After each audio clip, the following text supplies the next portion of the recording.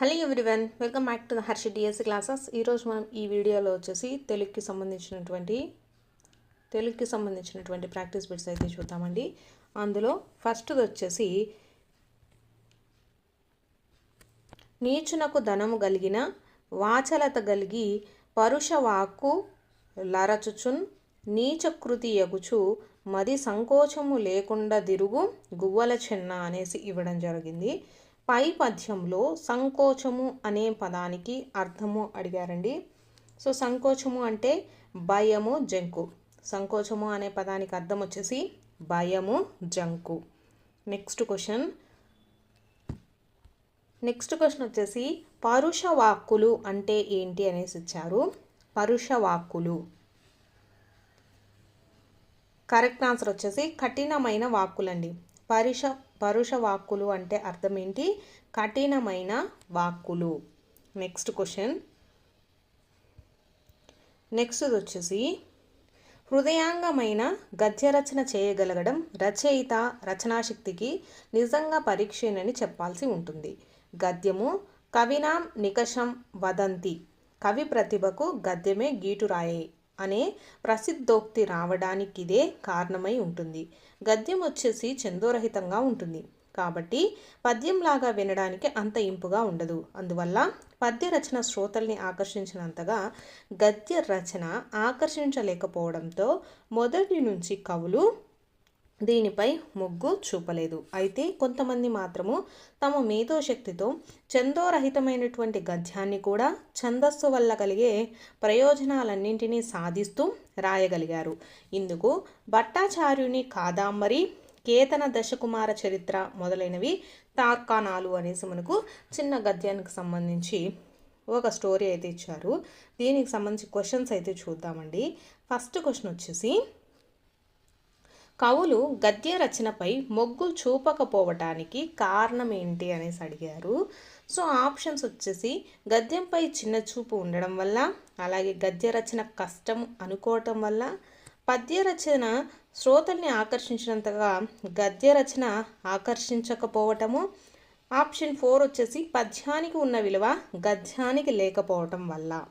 So ఎందుకు వీళ్ళు interest చూపలేదు అంటే పద్య రచన శ్రోతల్ని ఆకర్షించినంతగా గద్య రచన అనేది ఆకర్షించకపోవటం అండి కరెక్ట్ ఆన్సర్. కవులు గద్య రచనపై మొగ్గు చూపకపోవడానికి కారణం ఏంటి? పద్య రచన శ్రోతల్ని ఆకర్షించినంతగా గద్య రచన అయితే ఆకర్షించలేదు. నెక్స్ట్ క్వశ్చన్ వచ్చేసి గద్యం కవినాం నికషం వదంతి అంటే ఏంటి అనేసి ఇచ్చారండి. ఇక్కడ మనకు ఆల్రెడీ పేరాగ్రాఫ్లోనే ఇచ్చారు.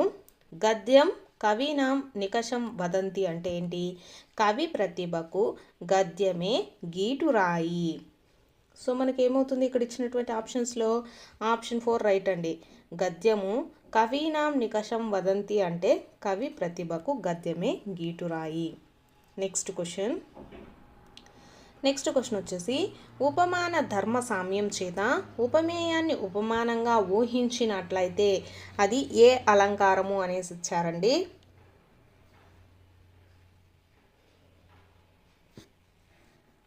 కరెక్ట్ ఆన్సర్ వచ్చేసి ఆప్షన్ 2 అండి, వృత్పేక్ష అలంకారము. ఇక్కడ ఉపమాన ధర్మ సామ్యం చేత ఉపమేయాన్ని ఉపమానంగా ఊహించినట్లయితే దాన్ని ఏమంటాము? ఊహించి చెప్తే వృత్పేక్ష అలంకారము. నెక్స్ట్ క్వశ్చన్ వచ్చేసి కేతనము, పతాకము పదాలకు సరి అయిన పర్యాయ పదం ఏది? కరెక్ట్ ఆన్సర్ వచ్చేసి జెండా అండి. జెండాకి పర్యాయ పదాలు ఏంటి? కేతనం, పతాకం. నెక్స్ట్ క్వశ్చన్ ఆచారం, సంప్రదాయం ఇతివృత్తంగా గల పాఠ్యాంశము ఏది? ఇక్కడ చూసినట్లయితే మనకు బాలచంద్రుని ప్రతిజ్ఞ, చిన్న శిశువు, కప్పతల్లి పెళ్ళి, అలాగే యథ అనే పాఠ్యాంశాలు అయితే ఇవ్వడం జరిగిందండి. సో వీటి యొక్క ఇతివృత్తాలు అన్నీ అయితే మనకు తెలిసి ఉండాలి. కరెక్ట్ ఆన్సర్ వచ్చేసి ఆప్షన్ 3 అండి, కప్పతల్లి పెళ్ళి. ఆచారము, సాంప్రదాయము ఇతివృత్తంగా గల పాఠ్యాంశం ఏది? కప్పతల్లి పెళ్ళి. నెక్స్ట్ క్వశ్చన్ వచ్చేసి పుస్తక పఠనం మనసుకు ఉల్లాసం కలిగిస్తుంది. గీత గీసిన పదానికి నానార్థ పదాలు రాయండి అనేసి ఇచ్చారు. ఉల్లాసానికి నానార్థ పదాలండి.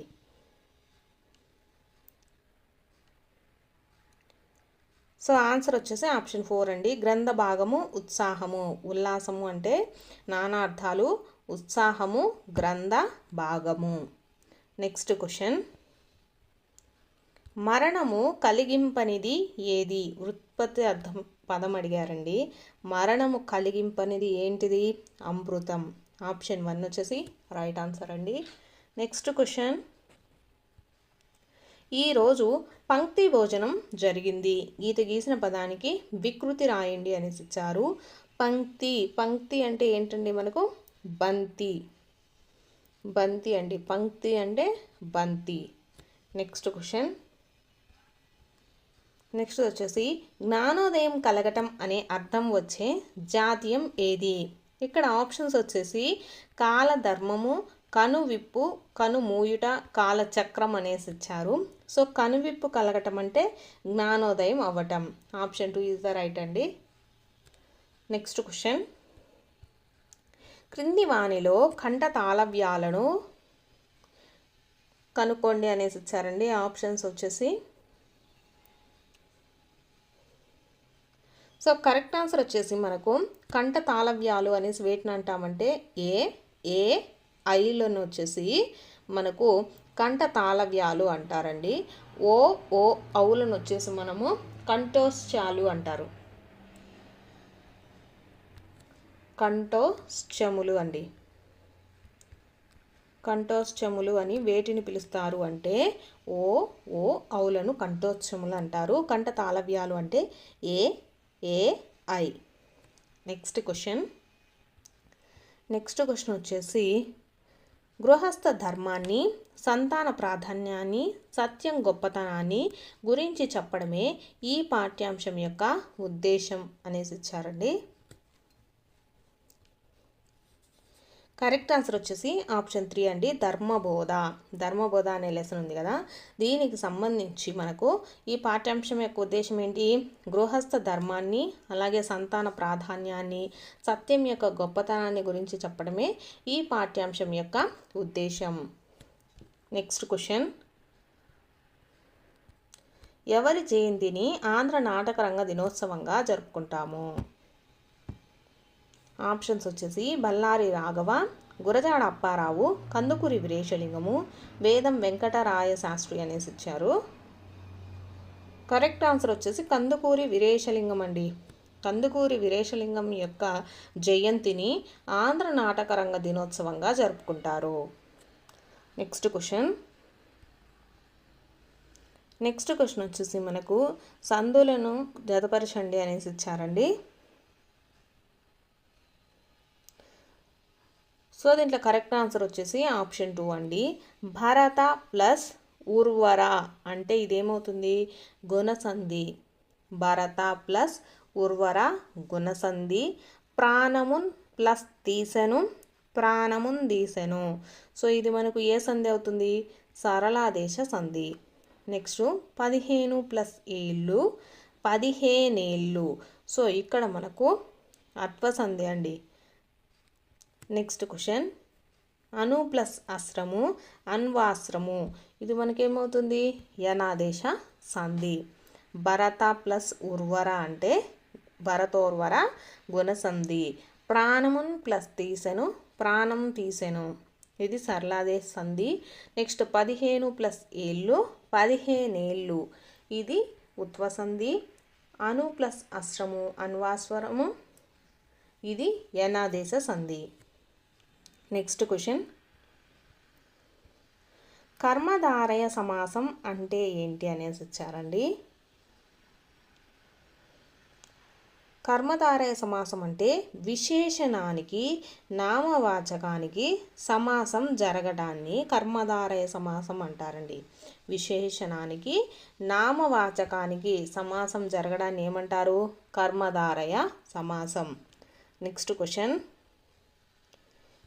వచ్చేసి పాథోది పదానికి అర్థము. పాథోది అంటే అర్థం ఏంటండి? సముద్రము. ఇంతవరకు మనకు వచ్చేసి అంబుది అంటే సముద్రం అనేసి నేర్చుకుంటూ ఉన్నాం కదా. సో ఇప్పుడు పాథోది అన్నా కూడా మనకు సముద్రమేనండి. Next question. నెక్స్ట్ వచ్చేసి వర్తమాన కాల అసమాపక క్రియను ఆప్షన్స్ వచ్చేసి శతార్థకం, అనుమత్యార్థకం, క్వార్థకం, ఛేదార్థకం అనేసి ఇచ్చారండి. కరెక్ట్ ఆన్సర్ వచ్చేసి శతార్థకం అండి. వర్తమాన కాల అసమాపక క్రియను వచ్చేసి శతార్థకం అంటారు. ఏదైనా మనం ఒక వాక్యంలో అనుమతినిస్తూ ఉన్నట్లుంటే దాన్ని అనుమత్యార్థక వాక్యం అంటాము. నెక్స్ట్ క్వార్థకం అంటే ఏంటంటే భూతకాలిక అసమాపక క్రియ అండి. భూతకాలిక అసమాపక క్రియను వచ్చేసి క్వార్థము అంటాము. ఛేదార్థకం అంటే భవిష్యత్ కాలం అండి. ఛేదార్థము అంటే భవిష్యత్ కాల అసమాపక క్రియను ఛేదార్థకం అంటారు. శతార్థకం అంటే ఏంటి? వర్తమాన కాల అసమాపక క్రియ. నెక్స్ట్ క్వశ్చన్ వచ్చేసి సముద్ర తీరంలో పిల్లలు ఆడుకుంటున్నారు. ఈ వాక్యానికి వ్యతిరేకార్థక వాక్యం రాయండి అనేసి ఇచ్చారు. కరెక్ట్ ఆన్సర్ వచ్చేసి ఆప్షన్ 2 అండి. సముద్ర తీరంలో పిల్లలు ఆడుకోవటం లేదు. ఇక్కడ వ్యతిరేక వాక్యం రాయమన్నారు. ఇక్కడ ఏంటి? ఆడుకుంటున్నారు. సో ఆడుకుంటున్నారుకి వ్యతిరేక వాక్యం ఏమవుతుంది? ఆడుకోవటం లేదు. సో సముద్ర తీరంలో పిల్లలు ఆడుకోవటం లేదు. ఆప్షన్ 2 వచ్చేసి రైట్ ఆన్సర్ అండి. Next question. క్రింది వానిలో జ్ఞానపీఠ పురస్కారం పొందని రచన ఏది? సో ఇక్కడ మనకు శ్రీమద్ రామాయణ కల్పవృక్షము, విశ్వంబర, రామాయణ విషవృక్షము, పాకుడు రాళ్ళు అనేసి ఇచ్చారు. పొందనటువంటి రచన ఏది అంటే ఆప్షన్ 3 అండి. రామాయణ విషవృక్షము. ఇక్కడ జ్ఞానపీఠ పురస్కారాన్ని పొందినటువంటి రచనలు ఏవి అంటే శ్రీమద్ రామాయణ కల్పవృక్షము, విశ్వంబర, పాకుడు రాళ్ళు. ఇలా కూడా మీకు క్వశ్చన్స్ అయితే అడిగే ఛాన్సెస్ అయితే ఉన్నాయండి. Next question. విశిష్టత కలిగిన ప్రదేశాలను సందర్శించినప్పుడు పొందిన అనుభూతిని, అనుభవాలను వర్ణనాత్మకంగా రాసే ప్రక్రియను ఏమని పిలుస్తారు అనేసి ఇచ్చారు. ఇక్కడ మనకు ఆప్షన్స్ చూసుకున్నట్లయితే ప్రబంధ రచన, యాత్రా రచన, గేయ రచన, పీఠిక అనేసి ఇచ్చారండి. కరెక్ట్ ఆన్సర్ ఏమవుతుంది? Option 2 is the right answer అండి. యాత్రా రచన. ఇది ఇక్కడ విశిష్టత కలిగినటువంటి ప్రదేశాలను సందర్శించినప్పుడు పొందిన అనుభూతిని, అనుభవాలను వర్ణనాత్మకంగా రాసే ప్రక్రియను ఏమంటాము? యాత్రా రచన అనేసి పిలుస్తారండి. మనకు లెసన్ కూడా ఉంది కదా దానికి సంబంధించి. Next question. నెక్స్ట్ వచ్చేసి కొట్టరువు ఇంటి పేరుగా గల కవి ఎవరు అనేసి ఇచ్చారు. కరెక్ట్ ఆన్సర్ వచ్చేసి తిక్కన్న అండి. కొట్టరువు ఇంటి పేరుగా గల కవి ఎవరు అంటే తిక్కన్న.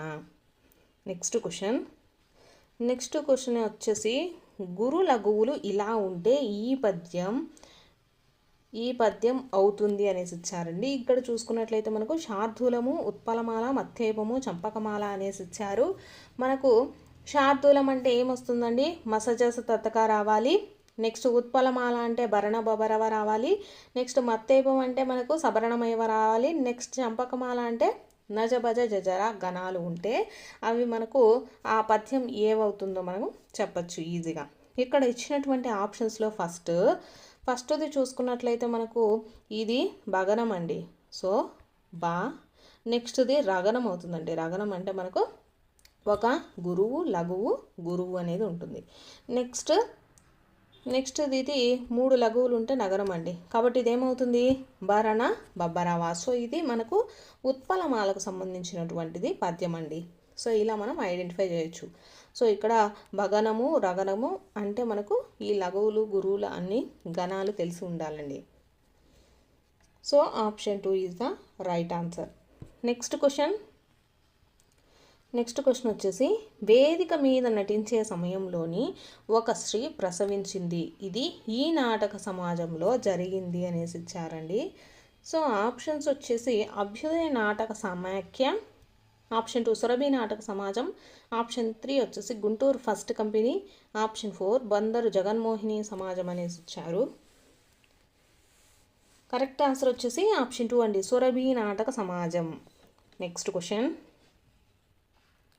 నెక్స్ట్ క్వశ్చన్ వచ్చేసి సంధి జరిగే రెండు పదాలలో పూర్వపదం చివరి అచ్చును ఇలా అంటారు అనేసి ఇచ్చారు. సో పరస్పరం, పూర్వస్వరము, స్వర సమ్మేళనము, పరస్వరం అనేసి ఇచ్చారండి. ఏమవుతుంది ఇది? కరెక్ట్ ఆన్సర్ వచ్చేసి పూర్వస్వరం అవుతుందండి. సంధి జరిగే రెండు పదాలలో పూర్వపదం చివర అచ్చును పూర్వస్వరం అనేసి పిలుస్తారు. నెక్స్ట్ క్వశ్చన్ వచ్చేసి తను జీవితంలో ఎన్నో కష్టాలు ఎదుర్కొని ఈ స్థితికి చేరానని కలాం అన్నారు.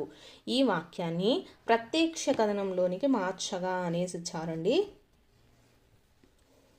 సో మనకి ఇది పరోక్ష కథనంలో ఉందండి. సో ప్రత్యక్ష కథనంలోకి ఎలా మార్చాలి? నేను జీవితంలో ఎన్నో కష్టాలను ఎదుర్కొని ఈ స్థితికి చేరాను అని కలాం అన్నారు అనేది మనకు ప్రత్యక్ష కథనం. అంటే తనకై తాను చెప్పుకుంటే ప్రత్యక్ష కథనం అండి. నేను జీవితంలో ఎన్నో కష్టాలను ఎదుర్కొని ఈ స్థితికి చేరాను అని కలాం అన్నారు. ఇది ప్రత్యక్ష కథనం అవుతుంది. నెక్స్ట్ క్వశ్చన్లో వచ్చేసి తగనము, గురువు, లఘువులు గుర్తించండి అనేసి ఇచ్చారండి. తగనము అంటే మనకు 2 గురువులు 1 లఘువు అయితే ఉంటుందండి. Option 3 is the right answer. ఇదైతే గణాలు అలాగే మీకు సంబంధించి ప్రతి ఒక్కటి కూడా గుర్తుపెట్టుకోవాలండి. గణాలు కంపల్సరీ అడుగుతారు. నెక్స్ట్ క్వశ్చన్ వచ్చేసి ఆహా ఎంత వైపరీత్యము, ఇది ఏ రకమైన వాక్యము అనేసి ఇచ్చారండి. సో ఇక్కడ అనుమత్యార్థక వాక్యము, ప్రార్థనా వాక్యము, ఆశ్చర్యార్థక వాక్యము, ప్రశ్నార్థక వాక్యం అనేసి ఇచ్చారు. ఇవి నేను చాలాసార్లు అయితే మీకు చెప్పడం జరిగింది. ఆహాహా ఇక్కడ ఏముంది? ఆశ్చర్యార్థక వాక్యం ఉంది కాబట్టి ఇదే వాక్యం అవుతుంది, ఆశ్చర్యార్థక వాక్యము. నెక్స్ట్ క్వశ్చన్ ప్రతిజ్ఞా రచయిత ఎవరు అనేసి ఇచ్చారు. సో ప్రతిజ్ఞ రచయిత ఎవరండి? పైడిమర్రి వెంకట సుబ్బారావు. ప్రతిజ్ఞ యొక్క రచయిత ఎవరు? పైడిమర్రి వెంకట సుబ్బారావు. నెక్స్ట్ క్వశ్చన్ నీవు ఈ పని చేయకు, ఇది ఏ రకమైన వాక్యము? ప్రశ్నార్థక వాక్యము, సామర్థ్యార్థక వాక్యము, నిషేధార్థక వాక్యము, అనుమత్యార్థక వాక్యము. ఇవన్నీ కూడా మీకు చాలాసార్లు చెప్పానండి. ప్రశ్నార్థక వాక్యం అంటే మనకు క్వశ్చన్ మార్క్, ఏదైనా క్వశ్చన్ వేసినప్పుడు లేదు అనుకుంటే మీకు క్వశ్చన్ మార్క్ గుర్తున్న దాన్ని ప్రశ్నార్థక వాక్యంగా గుర్తుపెట్టుకోవాలి. నెక్స్ట్ సామర్థ్యార్థక వాక్యం అంటే వారి యొక్క సామర్థ్యాలను గురించి తెలియజేస్తూ ఉన్నదనుకోండి వాక్యము, అది సామర్థ్యార్థక వాక్యం అవుతుంది. నిషేధార్థక వాక్యం అంటే నువ్వు ఈ పని చేయకు, ఇది మనకు నిషేధాన్ని తెలియజేస్తుంది కాబట్టి ఇది నిషేధార్థక వాక్యం అవుతుంది. అనుమత్యార్థక వాక్యం అంటే ఫర్ ఎగ్జాంపుల్ మనం దేనికైనా అనుమతిని ఇవ్వడం అనమాట. నువ్వు క్లాస్ రూమ్లోకి రా అంటే అది మనకు అనుమతిని ఇచ్చినట్టు అవుతుంది కాబట్టి అది అనుమత్యార్థక వాక్యం అవుతుంది. సో ఈ వాక్యాలు కూడా కంపల్సరీ గుర్తుపెట్టుకోండి, కంపల్సరీ బిట్ అయితే వస్తుంది. ఫస్ట్ వచ్చేసి దేవతలు, సురులు, ఆప్షన్ 2 కొడుకు, కుమారుడు, ఆప్షన్ 3 స్నేహితుడు, మిత్రుడు, ఆప్షన్ 4 సంపన్నులు, ఐశ్వర్యవంతులు. సో కరెక్ట్ ఆన్సర్ వచ్చేసి కొడుకు, కుమారుడు అండి. ఆత్మజుడు అంటే ఏంటండి? మనకు పర్యాయ పదాలు వచ్చేసి కొడుకు, కుమారుడు. నెక్స్ట్ జయ జయ అంబేద్కర, జయ దళిత జనస్వర, ఈ గేయ రచయిత ఎవరు? ఆప్షన్ ఫస్ట్ వచ్చేసి విద్వాన్ విశ్వం, ఆప్షన్ 2 తిమోతి జ్ఞానానంద కవి, ఆప్షన్ 3 వచ్చేసి గుర్రం జాషువా, ఆప్షన్ 4 బోయి భీమన్న. సో కరెక్ట్ ఆన్సర్ వచ్చేసి బోయి భీమన్న అండి. జయ జయ అంబేద్కర, జయ దళిత జనస్వర అనేటటువంటి గేయాన్ని రచించింది ఎవరు? బోయి భీమన్న. నెక్స్ట్ వచ్చేసి నృపుడు అంటే ఆప్షన్ ఫస్ట్ వచ్చేసి భటుడు, ఆప్షన్ 2 రాజు, ఆప్షన్ 3 సైన్యాధ్యక్షుడు, ఆప్షన్ 4 మంత్రి. సో కరెక్ట్ ఆన్సర్ వచ్చేసి రాజు అండి. నృపుడు అంటే ఎవరండి? రాజు. నెక్స్ట్ దాశరథి కృష్ణమాచార్య రచించిన ఆ చల్లని సముద్ర గర్భం ఈ కవిత సంపుటిలోనిది. ఆప్షన్ ఫస్ట్ వచ్చేసి Punarnavamu, option 2 Rudraveena, option 3 Agnidhara, option 4 Amritabhishekamu. So correct answer వచ్చేసి అగ్నిధారలోనిదండి. అగ్నిధారలో నుంచి మనకు ఈ చల్లని సముద్ర గర్భ అనేటటువంటి కవితా సంపుటిని అయితే తీసుకోవడం జరిగింది. నెక్స్ట్ 8వ తరగతి పాఠ్యపుస్తకంలో జీవన భాష్యం యొక్క ఇతివృత్తము. సో కరెక్ట్ ఆన్సర్ వచ్చేసి సామాజిక స్పృహ అండి. జీవన భాష్యం అనేటటువంటి లెసన్ యొక్క ఇతివృత్తం ఏంటంటే సామాజిక స్పృహ. నెక్స్ట్ రవి కళ్ళు కాయలు కాసేలా ఎదురు చూశాడు. గీత గీసిన పదము.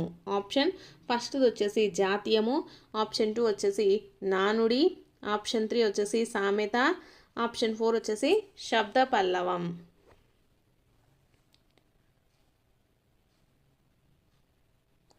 సో ఇదొక జాతీయం అండి. రవి కళ్ళు కాయలు కాసేలా ఎదురు చూశాడు. కళ్ళు కాయలు కాసేలా అంటే ఇది వచ్చేసి మనకు జాతీయం. నెక్స్ట్ హరిశ్చంద్రుని షోడశ మహాదాన వినోది అన్నది ఎవరు? ఆప్షన్ ఫస్ట్ వచ్చేసి విశ్వామిత్రుడు, ఆప్షన్ 2 వశిష్ఠుడు, ఆప్షన్ 3 కౌశికుడు, ఆప్షన్ 4 కశ్యపుడు. సో కరెక్ట్ ఆన్సర్ వచ్చేసి వశిష్ఠుడు అండి. హరిశ్చంద్రుడిని వచ్చేసి షోడశ మహాదాన వినోది అన్నది ఎవరంటే వశిష్ఠుడు. నెక్స్ట్ వచ్చేసి సూర్యుడు తూర్పున ఉదయిస్తాడు. ఇది ఆప్షన్ ఫస్ట్ వచ్చేసి తద్ధర్మార్థ కాలం, నెక్స్ట్ ఆప్షన్ 2 వర్తమాన కాలం, ఆప్షన్ 3 భవిష్యత్ కాలం, ఆప్షన్ 4 భూతకాలం.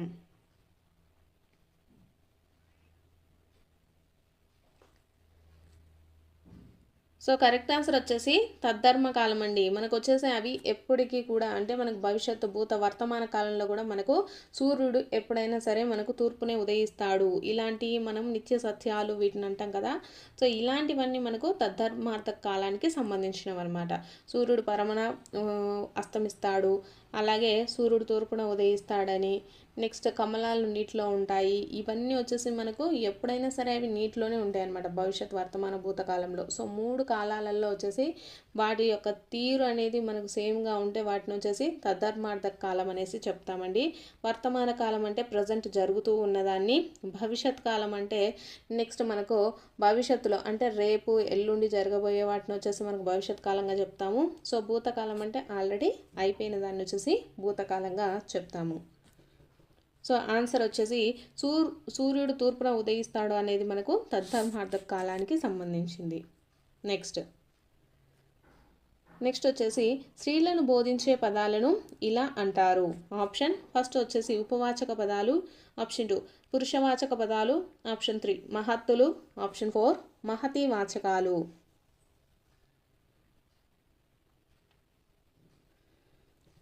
సో కరెక్ట్ ఆన్సర్ వచ్చేసి మనకు మహతి వాచకాలండి. మనకు స్త్రీలను సంబోధించే వాటిని ఏమంటామంటే స్త్రీవాచక శబ్దాలు అంటారు కదా. సీత కానీ, రమ, గౌరీ, మేఘన ఇవన్నీ ఈ పేర్లన్నీ ఇవన్నీ వచ్చేసి మనకు స్త్రీలను సంబోధించే పదాలు కాబట్టి వాటిని వచ్చేసి మనము మహతి వాచకాలు అనేసి పిలుస్తామండి.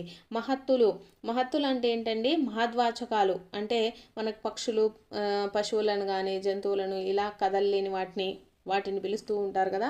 సో పక్షులకు సంబంధించి ఈ పేర్లను వాటన్నిటిని ఏమంటామంటే మహత్తులు అంటారు. పురుషవాచక పదాలు అంటే మీకు తెలుసు కదా, పురుషుల గురించి తెలిపే వాటిని వచ్చేసి పురుషవాచక పదాలు అనేసి పిలుస్తాము. వాటిని వచ్చేసి మహద్వాచకాలు అనేసి కూడా మనము పిలవడం జరుగుతుంది. ఇక్కడ వచ్చేసి స్త్రీలను సంబోధించే పదాలను అడిగారు కాబట్టి వాటిని మహతి వాచకాలు అనేసి పిలుస్తాము. నెక్స్ట్ బుధుడు, దీనికి బహువచనము. ఆప్షన్ వచ్చేసి బుడ్లు, ఆప్షన్ 2 బుధుడ్లు, ఆప్షన్ 3 వచ్చేసి బుధుడులు, ఆప్షన్ 4 బుధులు. సో కరెక్ట్ ఆన్సర్ వచ్చేసి బుధులు అండి. బుధుడు అనేటటువంటి పదానికి బహువచనం వచ్చేసి బుధులు. నెక్స్ట్ భాషా కార్యకలాపాలు. ఈ పదబంధంలో దీర్ఘాక్షరాల సంఖ్య. సో ఇక్కడ మనకు ఏ అక్షరాలు దీర్ఘాలతో ఉన్నాయో రాయాలి. అంటే కా, గా, నా ఇవన్నీ దీర్ఘాలు అనమాట. సో ఇక్కడ ఎన్ని ఉన్నాయో చూద్దామండి. బాకు దీర్ఘం ఉంది, అలాగే షాకు దీర్ఘం ఉంది, కా, లాకు దీర్ఘం ఉంది, సో పాకు దీర్ఘం ఉంది. సో మొత్తం ఎన్నండి? మొత్తం 5 దీర్ఘాక్షరాలు ఉన్నాయి. సో ఆన్సర్ ఎంతండి? Option 3 is the right answer. Next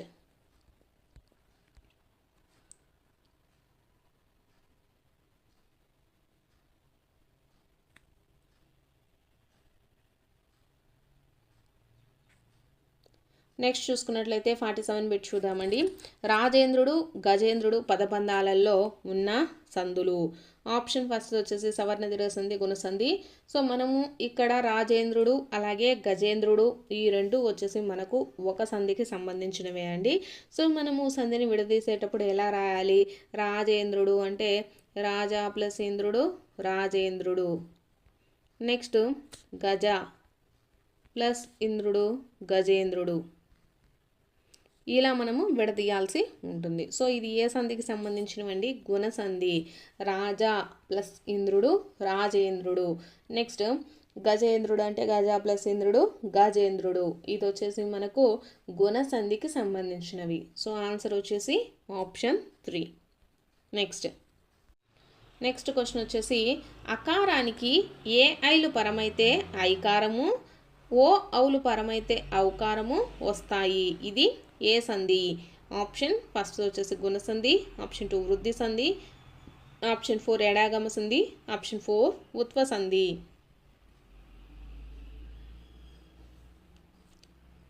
so correct answer వచ్చేసి వృద్ధి సంధి అండి. మనకు ఇక్కడ అకారానికి వచ్చేసి ఏ కానీ ఐ కానీ పరమైనప్పుడు ఏమవుతుందండి?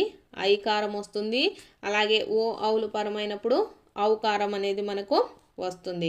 అయితే ఇది ఏ సంధి సూత్రము? వృద్ధి సంధి సూత్రము. నెక్స్ట్ అసాధారణమైన మానవ చరిత్రను 4 పేజీలలో రాయలేము. గీత గీసిన పదము ఏ సమాసము అనేసి ఇచ్చారు. ఆప్షన్స్ వచ్చేసి ఫస్ట్ది ద్వంద్వ సమాసము, ఆప్షన్ 2 ద్విగు సమాసము, ఆప్షన్ 3 వచ్చేసి నన్ తత్పురుష సమాసము, ఆప్షన్ 4 షష్ఠీ తత్పురుష సమాసము. సో కరెక్ట్ ఆన్సర్ వచ్చేసి షష్ఠీ తత్పురుష సమాసం అండి. ఆప్షన్ 4 మానవ చరిత్రను అంటే మానవుని యొక్క చరిత్రను, మానవుని యొక్క చరిత్రను. ఇక్కడ వచ్చేసి మనకు మానవుని చరిత్రను అనేటటువంటి సమాసాన్ని విడదీసినట్లయితే మనకు ఏమవుతుందండి? విగ్రహ వాక్యం రాసినట్లయితే దానికి మానవుని యొక్క చరిత్రను. సో మనకు యొక్క అనేసి వస్తే అది ఏ సమాసం అవుతుంది? షష్ఠీ తత్పురుష సమాసము. మానవ చరిత్ర అనేదానికి మానవుని యొక్క చరిత్ర, షష్ఠీ తత్పురుష సమాసము. నెక్స్ట్ ఆషాఢ మాసంలో 4 రోజులు గడిచాయి. గీత గీసిన పదబంధంలోని సమాసము. ఆప్షన్స్ ఫస్ట్ వచ్చేసి ద్విగు, ఆప్షన్ 2 ద్వంద్వ, ఆప్షన్ 3 వచ్చేసి బహువ్రీహి, ఆప్షన్ 4 కర్మధారయం.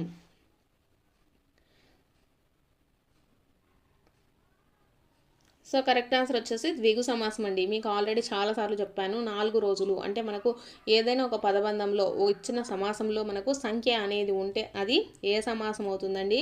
ద్విగు సమాసం. ఇక్కడ 4 రోజులు అంటే 4 అనే సంఖ్యను తెలుపుతుంది కాబట్టి ఇది వచ్చేసి మనకు ద్విగు సమాసము.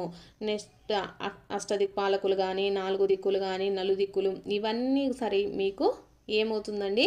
ద్విగు సమాసం. సంఖ్యను ఏదైనా సమాసం తెలిపితే అది మనం ద్విగు సమాసం కింద డైరెక్ట్గా పెట్టేయచ్చు. నెక్స్ట్ వచ్చేసి ఒకే పదబంధంలోని ద్విత్వ సంయుక్త అక్షరాల ముందున్న అక్షరాలు ఛందస్సులో ఏమవుతాయండి? ఆప్షన్స్ చూసుకున్నట్లయితే ఫస్ట్ది ప్రాసలు అవుతాయి, ఆప్షన్ 2 ఎతులు అవుతాయి, ఆప్షన్ 3 గురువులు అవుతాయి, ఆప్షన్ 4 లఘువులు అవుతాయి. సో కరెక్ట్ ఆన్సర్ వచ్చేసి ఏమవుతాయండి? ఇవన్నీ గురువులు అవుతాయి. మనకు ద్విత్వాక్షరం అంటే ఫర్ ఎగ్జాంపుల్ కత్తి తీసుకున్నాం అనుకోండి, దీనికి ముందు ఉన్నటువంటి అక్షరం ఏమవుతుంది? గురువు అవుతుంది. ఇది వచ్చేసి మనకు లఘువు అవుతుంది. అలాగే సంయుక్త అక్షరాల ముందున్న అక్షరం అంటే మనకు లక్ష్మి ఉందనుకోండి, ఇది వచ్చేసి మనకు సంయుక్త అక్షరం. దీని ముందు ఉండేటటువంటి లా అనేది మనకు గురువుతో సమానం. సో కాబట్టి ఒకే పదబంధంలోని ద్విత్వ కానీ సంయుక్త అక్షరాల ముందున్న అక్షరాలు మనకు ఛందస్సులో ఏమవుతాయండి? గురువులు అవుతాయి. నెక్స్ట్ పుస్తకం నోరు విప్పని మహావక్త ఈ వాక్యంలోని అలంకారము. ఆప్షన్ ఫస్ట్ వచ్చేసి ఉపమాలంకారము, ఆప్షన్ 2 రూపకాలంకారము, ఆప్షన్ 3 ఉత్ప్రేక్ష, ఆప్షన్ 4 అతిశయోక్తి. ఇక్కడ మనకు ఆన్సర్ చూసుకున్నట్లయితే రూపకం అండి. ఎందుకు అంటే పుస్తకాన్ని ఎవరితో పోల్చారండి? మహావక్తతో. మహావక్త పుస్తకము నోరు విప్పని మహావక్త. అంటే మహావక్త అంటే మనకు చాలా విషయాలు చెప్తారు, అలానే పుస్తకం కూడా చాలా విషయాలు చెప్తుంది. సో కాబట్టి పుస్తకాన్ని మనకు నోరు విప్పని మహావక్తతో పోల్చడం జరిగింది. కాబట్టి ఇది అంటే దాంతో రూపకం అంటే ఏంటి? పోలిక కదా. సో దీంతో పోల్చడం జరిగింది కాబట్టి అది రూపక సమాసం. నెక్స్ట్, పింగళి వెంకయ్య జాతీయ పతాకం తయారు చేసి ప్రభుత్వానికి ఇచ్చారు. ఇది ఆప్షన్ ఫస్ట్ వచ్చేసి సామాన్య వాక్యం, ఆప్షన్ 2 వచ్చేసి సంశ్లిష్ట వాక్యం, ఆప్షన్ 3 సంయుక్త వాక్యం, ఆప్షన్ 4 షత్రార్థక వాక్యం.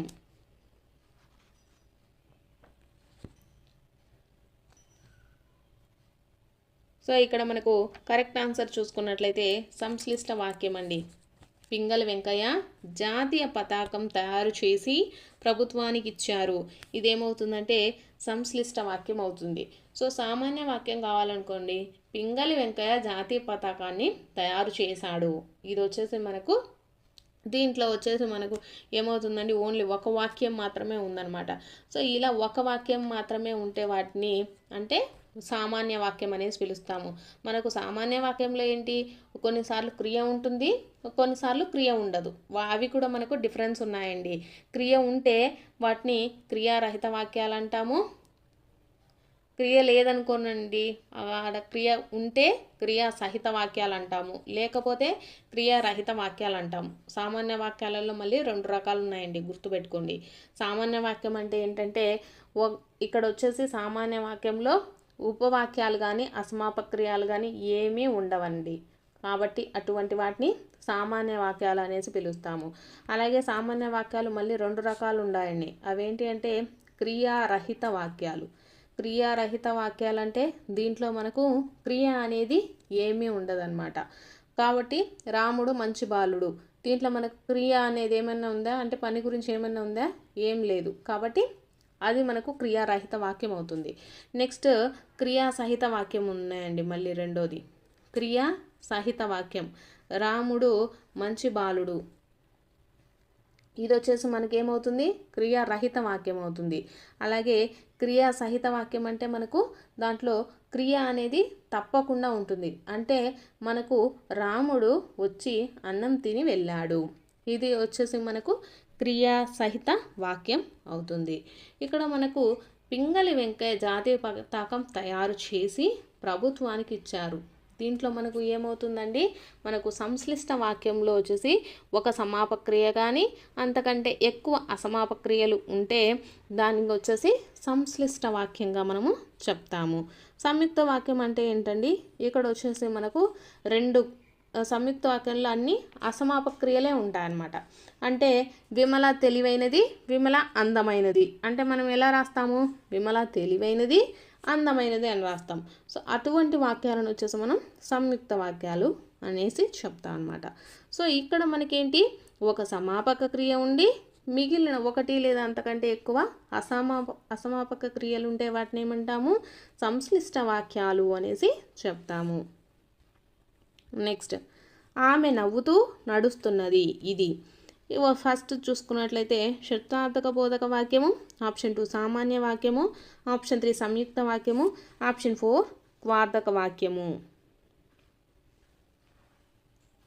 సో కరెక్ట్ ఆన్సర్ వచ్చేసి షట్రార్థక బోధక వాక్యం అండి. ఆమె నవ్వుతూ, మనకు తూ అనేటటువంటి ఇక్కడ తూ అనేటటువంటి ప్రత్యయం ఉన్నట్లయితే దాన్ని ఏమంటామండి?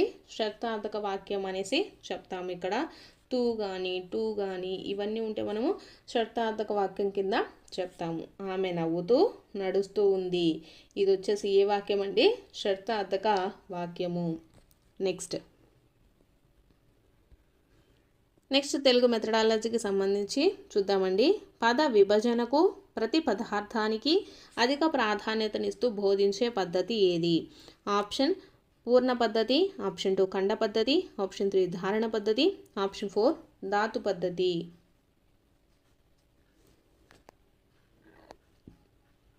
సో కరెక్ట్ ఆన్సర్ వచ్చేసి పూర్ణ పద్ధతి అండి. పద విభజనకు ప్రతి పదార్థానికి అధిక ప్రాధాన్యతను ఇస్తూ బోధించే పద్ధతి ఏంటంటే పూర్ణ పద్ధతి.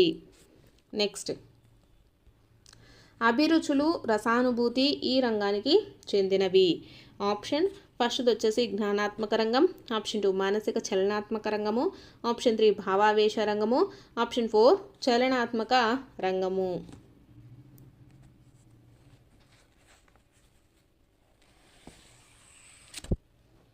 సో కరెక్ట్ ఆన్సర్ వచ్చేసి ఆప్షన్ 3 అండి, భావావేశ రంగానికి సంబంధించినవి అనమాట. అభిరుచులు మనకు రసానుభూతి అనేటి ఏ రంగానికి చెందుతాయంటే భావావేశ రంగానికి చెందుతాయి. నెక్స్ట్ వీరు రూపొందించిన విద్యా లక్ష్యాల వర్గీకరణ గ్రంథాలు పరీక్షా విధానంపై విప్లవాత్మక ప్రభావాన్ని చూపాయి. ఆప్షన్స్ చూసుకున్నట్లయితే ఫస్ట్ది డాబియస్ Bloom, option 2 John Dewey, option 3 వచ్చేసి Charles Hugh, option 4 Froebel. Correct answer వచ్చేసి బ్లూమ్స్ అండి. బ్లూమ్స్ తెచ్చినటువంటి విద్యా లక్ష్యాల వర్గీకరణ వల్లే మనకు చాలా విధానాలు మనకు పరీక్షా విధానాలలో వచ్చేసి విప్లవాత్మకమైన ప్రభావాన్ని అయితే చూపడం జరిగాయి. నెక్స్ట్